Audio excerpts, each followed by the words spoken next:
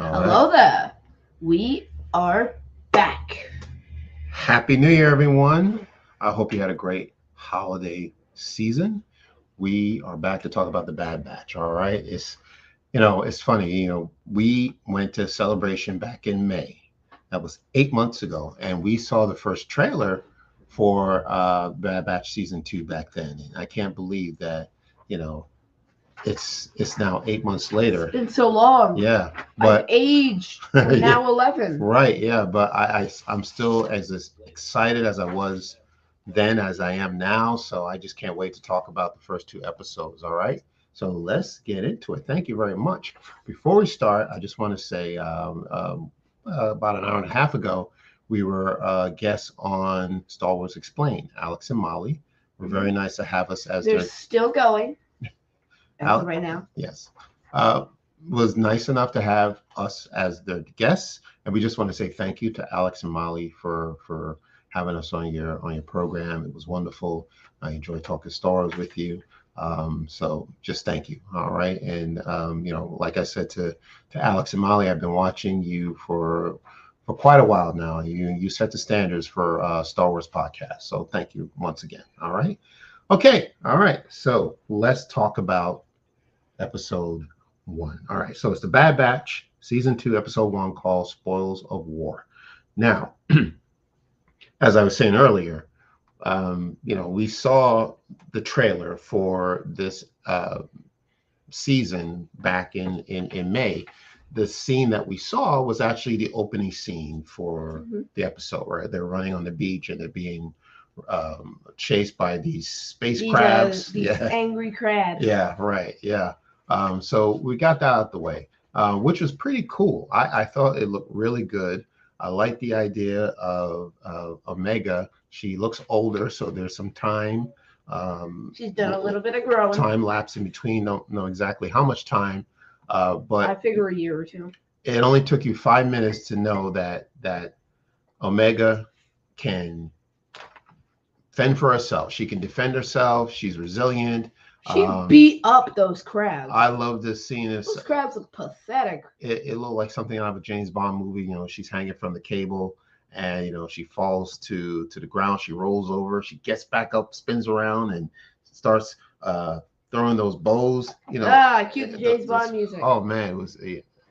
She was using that bow like it's no tomorrow. It was wonderful. And then having the Bad Batch running on the beach, and they jump on the cable, and they're being raised up by the marauder. Like, why is Omega hanging out the ship? Right, and then you hear the Bad Batch theme while they're firing and trying to get away from the crabs. It's an awesome episode. It's like an opening credit scene, right, from a Bond movie. So that was cool.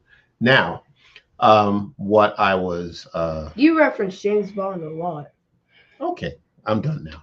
That's it. No, you're not. No, I'm done. I'm done. I'm not saying I'm not saying thing. anything else. You reference That's how I felt. Now, I was a little surprised to see that the Batch is still working for Sid. Yeah. So I thought maybe after what happened on Camino, that I figured after devastation. Tacoka City went bye-bye, they would be like, okay, Sid, we have to cut our ties with you. I think we've done all we can here, so exactly. We got more to do, Sid, than to work for you and to work for this little bit of money. Zero pay. Yeah, exactly. Because Sid gives them literally whatever she feels is enough to keep her to let her walk away with the most money. Yeah, exactly. What's it like 30%? I don't. She keeps changing it. Yeah, so I'm sure they're still not getting their fair share. So we meet a new character, right? Fee, played by Wanda Sykes. Fee Genoa. Yes. Like salami. Wanda Sykes. You can't mistake that voice. So Wanda Sykes. So it was good to see her. I like her character. I hope we'll see more of her. But it seems like she has a little bit of power over Sid. Mm-hmm. Had her feet up on the desk. Yeah. So apparently she has some intelligence on the Batch's next mission, which is what we're going to talk about, the next mission. So apparently Sid is just, she's selling this one. Like, this is the mission to end all missions.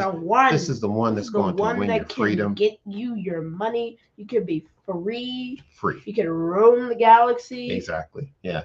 All right. So what is it that she wants them to do? She wants them to steal from Dooku's war Count chest. Dooku's war chest, right? His On fortune, Sereno. right? His So fortune that he amassed as the Count of Sereno, legally and illegally. okay, yeah, I was actually about to get into that. So I was wondering, like, well, where did Count Dooku get all this money from? You know? All right. So I had to do some research this past weekend. So I listened to Dooku Jedi Lost. All right. This Of course was you did. All I heard was screaming. this was an audio book that came out a couple of years ago, written by Kevin Scott. That gave you a little bit of backstory about Dooku. Now I'll be honest with you. I'm not a big Dooku fan. You know, I saw him in the Clone Wars and Attack of the Clones. You know, the prequel trilogy, but you know, didn't really, it wasn't really one of my characters at the top of my list. But since we got Tales of the Jedi, and now we're getting this episode of the Bad Batch, like I want to learn more about Dooku. So just to it's go, like, let's go. Yeah, so I just thought real quick, you know, we just do a little brief backstory, a little backstory about what happened. Yes, not too long, but where did Count Dooku get all this money? So apparently he was a Count of Serrano. We'll talk about how he got to be the Count of Serrano. But Serrano is a planet. All right. Now, originally the planet did not have a name. If you go way, way back. Wait, Serrano didn't have a name? It wasn't. It was an unnamed planet. All right. Oh, so it wasn't Sereno. It was not Sereno. No, it was just unnamed. And then they named it Sereno later on. Yes, they did. So here's the history. So this planet was under control by the Sith Empire. Okay, there was a battle between the people of this planet and the Empire, and apparently these people were able to defeat the Empire without the help of the Galactic Republic. The Sith Empire, or the Galactic Empire. Right, they were able to defeat the Sith without the help of the Galactic Republic, without the help of any Jedi. They did it on their own. No Jedi, just these people with some blasters. I guess, you know, so apparently, these people are called the House of Sereno, right? So they are just a group of this organization called the House of Sereno. So apparently they were very powerful. They defeated the Empire, the Sith at the time. And they decided to name the planet after themselves. So that's how the planet got their name, Serrano. So Serrano, this family of Serrano, rule this planet for many, many years. And just, you know, it's just like royalty, like, you know, heir after heir, you know, generation to generation. It was always led by the Serranos. All right. Wait. So Count Dooku's last name is Sereno? Well, it's named the House of Sereno. He doesn't have a last name. What? But as far as I know, he doesn't have a last name. There was no last name. Okay. I didn't write the story. Dooku Sereno would be a weird last name. Dooku Sereno. All right. So anyway, the Sereno, these people decided to name the planet after them. Like I said, they kept the fortune and the wealth of the planet between them and through their generation. So when we got to the point, and we're talking about Dooku's parents. Dooku father was Gora, who was the count. All right, you know, when it was his turn to rule. Count Chocula. Yeah, he had a wife named Anya, so she was the countess. And Gora and Anya had 3 children. Right, Ramil was their oldest son, Dooku their middle child, and Jenza was the daughter. Oh, Dooku was the middle child. He was the middle child. That explains why he went evil. Well, because he's the middle child. Oh, that's a myth about the middle child. It was a joke. No, that's good. It was a good one. I laughed. Yeah. I know. So, all right. Well, I heard. So here's what happened. Here's the story. So Gora, the count, when he realized that Dooku was force sensitive, he did not want to take care of Dooku. So he was not into Jedi. He was not trusting of Jedi or anybody with force sensitivity. So he actually abandoned Dooku, his own son, as a little baby, and left it for the Jedi to pick him up. So Yoda was the one who found Dooku, and then we know what happened there. And Dooku went into training with the Jedi. All right. Mm-hmm. Let's say hello to some people. I'll continue the story real quick. Do a quick Q&A. Happy New Year, everyone. So we have. Happy New Year. All right. Popping the popcorn. Katie, how are you? Thank you for joining us on this first episode of the year. Thank you so much. All Hi. Right. Yeah. Alex, I'm glad you're able to join us. We were, we apologize about the time frame. I guess there's a little confusion there, but we're so glad that you're here. So cool that you're on Star Wars Explained. Yes, I've watched their episodes. What time frame? It's all right, Keith. I've watched their episodes off and on, and they are cool. Yes, they're absolutely cool. So we were honored to be on their program. So finishing up the story about Dooku. So Dooku is now a Jedi. He's training under the tutelage of Yoda. And then there was a point where he was old enough. There was trouble going on the planet. All right. Now talk about corruption. I guess. Now that makes sense. Right. Now talk about corruption. Serrano was also under the rule of corrupt politicians. All right. Just like other planets. So his father actually, honestly, none of them did the right thing. As for, when they were ruling, they had problems with the planet. So, for example, Dooku's father, Gora, had a protest. The people of Serrano protesting because he decided that he was going to replace these full body human workers who were able to work and able to afford to earn money to feed their family. He decided he didn't want them working anymore in the workforce, so he replaced humans with droids. So that didn't go over. Can't just have them work side by side? That did not go over well, right? Okay. So of course, when Gora died and his reign was over, his oldest son, Ramil, took over. And he was not that much better. So here's what I get the feeling that every generation is not really a big step up from the last one. It just gets worse. So Ramil, so one of the couple of mistakes that he made, he allowed this sentient group called the Abyssin. You've seen them before. These are the creatures that have the gargoyle. They have the one eye in the middle. You've seen them before because they look familiar. That sounds gruesome. They look familiar to me. He allowed these people to invade the planet Serrano and did nothing about it. What? And another thing, Ramil did not get along with his younger sister Jenza. Of course not. He did not get along. It was so bad that at one point he decided that he was going to plan an execution. He was going to take out his sister and he was going to blame Dooku for the crime. All right. He hasn't even been there. Yeah, isn't that something? All right. So now when Dooku heard of what was going on and okay, well, I need to get back to Serrano and try to straighten this out, which he did. And he got to Serrano and he had a showdown with his brother. Dooku got rid of the alien invasion of the Abyssin. He also took care of his brother. They had a fight, and Dooku killed his brother, and then he became the Count of Serrano. So that's how he came to power. And let this be a lesson to you guys: if you're in royalty, please don't go after your siblings or make such silly decisions that hurt your people so much that somebody else, your own sibling, has to step in and take care of you. Yeah, it's a very. And now this. Okay, there is a commercial break. Yeah, it was a very sad story to hear. And then when Dooku was Count, he made these promises to his people that he was going to clean up corruption. That the planet was subject to ground quakes. They had a lot of ground quakes for whatever reason. Yeah, like Doma. Yes, exactly. And a lot of these ground quakes destroyed portions of their planet, right? So it was Dooku's, he made a promise to these people, to his the people of Serrano, that he was going to fix up the planet, right? Because he actually discovered that there was this zirconian, like this rare find, this rare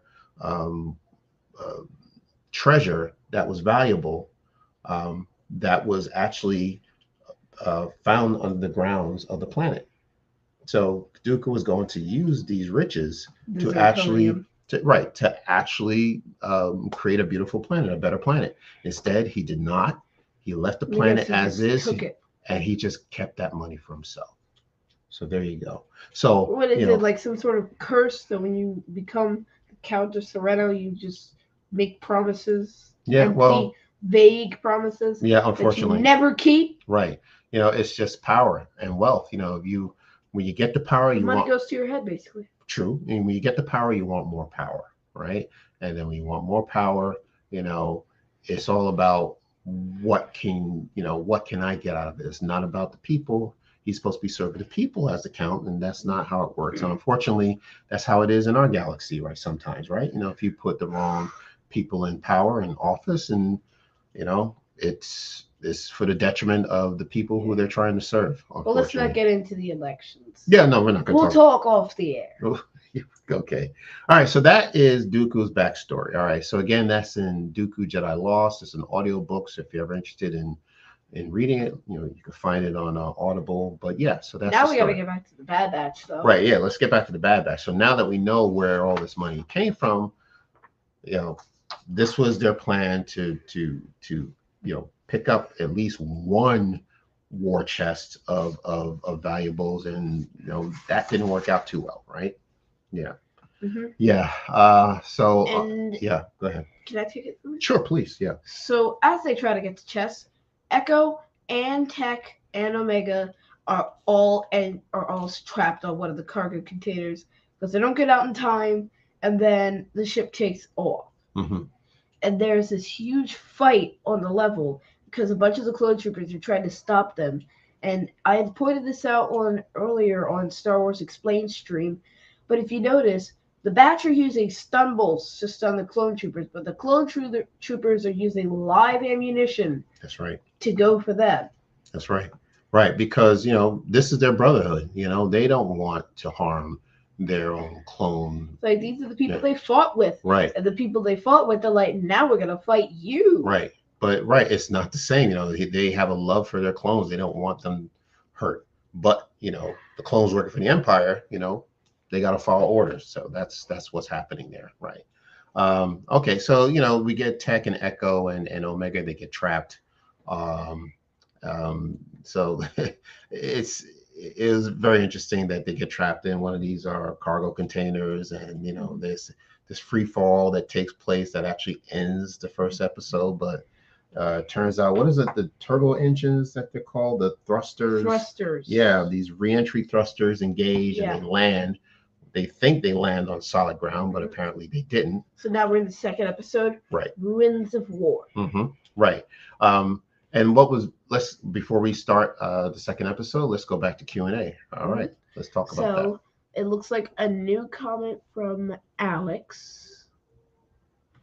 Interesting how Dooku fought against corruption and hated corruption, but ended up becoming the corrupt person he grew up hating as a young man and a Jedi in Tales of the Jedi. Absolutely right, Alex. Yeah. Correct. Because he seemed like he was on a good track. And then all of a sudden he just went and starts conspiring with the separatists. Yes, right. Yes. Alex Kerwin spot on. As the quote goes, power corrupts, and absolute power corrupts absolutely. Yeah. That's exactly it. So he. Yeah. I gotta make my own quotes. Yeah, yeah. That is a real good one. All right. Well, so things don't work out for the Batch, and they Sadly, they lose the crate. Right. It's on the edge of a mountain. Well, right. They don't know exactly where the crate is. They thought it was on solid ground, but it's not. They thought they landed. They didn't. Yeah, they thought they landed a couple of times, and they still didn't get to. They didn't get to ground level. So Omega, Tech, and Echo, they run into a member of the planet, a native, a citizen. Yes, a citizen, Romar, right? Romar. Okay. Oh, by the way, Tech's left beamer is fractured by 150 kilograms of pressure from right. the crate. How about that? That looks the familiar. The fact that when your leg gets broken, you still have enough power in you to point out the exact mass and the exact bone that was broken. Yeah, he's very commendable, my friend. Commendable. He's very intelligent. Yeah, but didn't that scene remind you of Namek? Yeah, poor man. Except Tech survived. Exactly. All right. So they run into this, native named Romar, who is from Serrano, and he explains to the Bad Batch that Dooku didn't just steal from other worlds, right? Other planets. He stole from his old planet, which again goes back to Jedi Lost that we just talked about. And this gentleman confirmed that Dooku was not there to serve his people, right? Mm-hmm. So a person, who's from this planet, he's telling them, the Empire can have whatever they want. They can take it. I don't want it. Doesn't belong to us. They can have it. And you don't have to tell how much you've been through to say that. Yeah, exactly. And you know what? The Emperor didn't need anybody to tell him that it belonged to him. He was going to take it anyway. Apparently, he was the beneficiary of Dooku's fortune, so he's trying to grab it for himself. And we also learned that even before, we didn't know much about Serrano other than Count Dooku, but Serrano apparently was a thriving planet, that had its own culture, it had its own music, it had the arts, and that was all just changed and taken away when the Empire invaded. Mm-hmm. Yeah, right. Yeah. So the emotional part of the story is, if we go back to talking about Echo and Hunter, we actually discussed this when we were going over season 1 of The Bad Batch, and we were talking about how Echo seemed to be one of the underrated Bad Batch characters. He wasn't a front runner as much as he was a supporting character. Right. He had a lot of important things to say. But they weren't really being heard. Exactly right. Yeah. But now he's saying them again. And what he's saying is we need to do more. What we're doing is not enough. If we can get this fortune, if we can get this, Dooku's money, we can do good with this. We can actually use it to help people fight off the Empire. So that's his idea. Now, apparently, again, Hunter and Echo's having this conversation about Omega. And it kind of sounded like Echo was blaming Omega for being where they are. Like, well, we're still working for Sid because of Omega. And his point was, well, if Omega wasn't here, Hunter wouldn't be so concerned about Omega's safety. And all Hunter wants to do as his father figure is just to take care of his little girl, right? So that's why he's taking these jobs, so that he can stay out of... So he can make ends meet? So he can make ends meet, so he can stay out of trouble. He doesn't have to deal with the Empire. But, Hunter feels that he's already free because he can just, make his own money, do what he wants to do, settle down wherever he wants to settle down. But it's not the case, right? And look, even if you could have all the money in the world, but if the Empire is under rule, do you really think you'll be free? I don't know. I don't think so.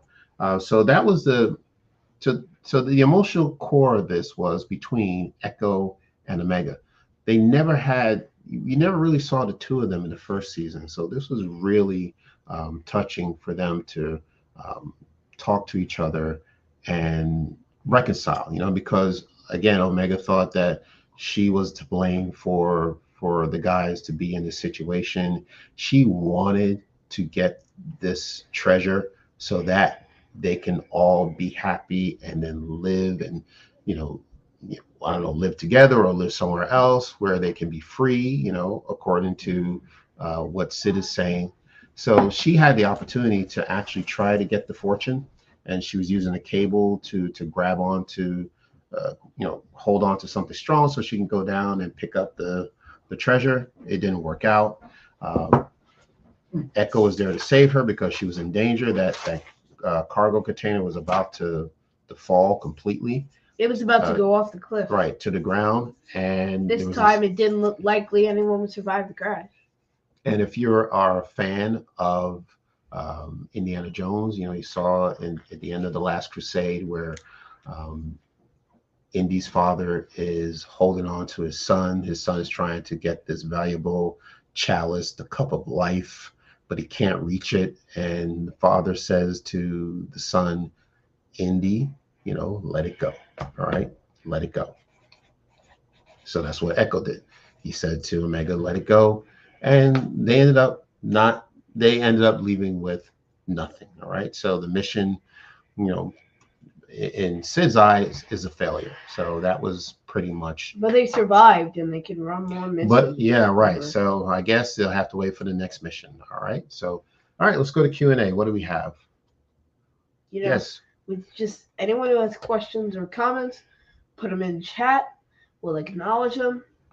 Yeah. So that's that's episodes 1 and 2. Looks like a new comment. Yeah.